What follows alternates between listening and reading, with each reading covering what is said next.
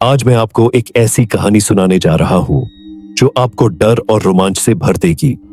ये सिर्फ एक कहानी नहीं, बल्कि एक ऐसा अनुभव है जो आपके रोंगटे खड़े कर देगा।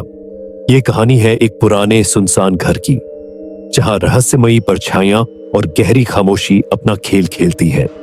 ये कहानी है उस छाया की जो सिर्फ डराती नहीं, बल्कि अपने पीछे एक गहरा राज भी छुपाए हुए है। तो अपनी सांसों को थाम लीजिए, अंधेरा घना कर लीजिए, क्योंकि अब शुरू होती है छाया का सच। आइए चलें इस खौफनाक सफर पर। गांव के बाहरी हिस्से में एक पुराना खंडर सा घर था। कहते हैं वहां किसी की आत्मा भटकती है। रिया, जो एक पत्रकार थी, इस रहस्य को सुलझाने वहां पहुंची। उसके हाथ में एक टॉर्च और कैमरा था।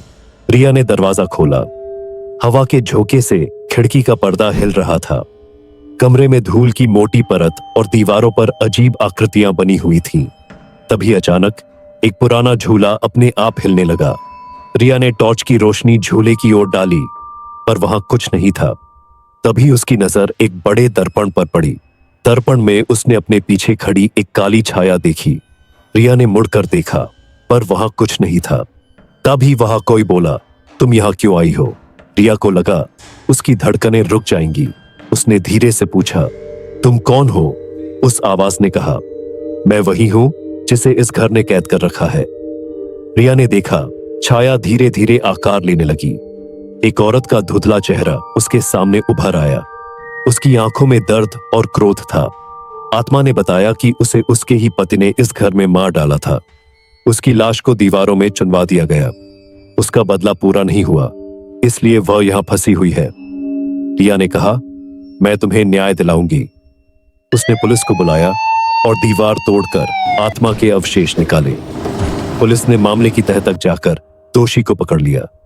रिया ने देखा आत्मा अब शांत हो गई थी। उसने कहा, धन्यवाद, अब मैं मुक्त हूं। एक आखिरी मुस्कान के साथ वह रोशनी में विलीन हो गई। रिया ने महसूस किया कि उसने एक बड़े रहस्य को सुलझा दिया। अब गांव और वह पुराना घर दोनों सुकून में थे।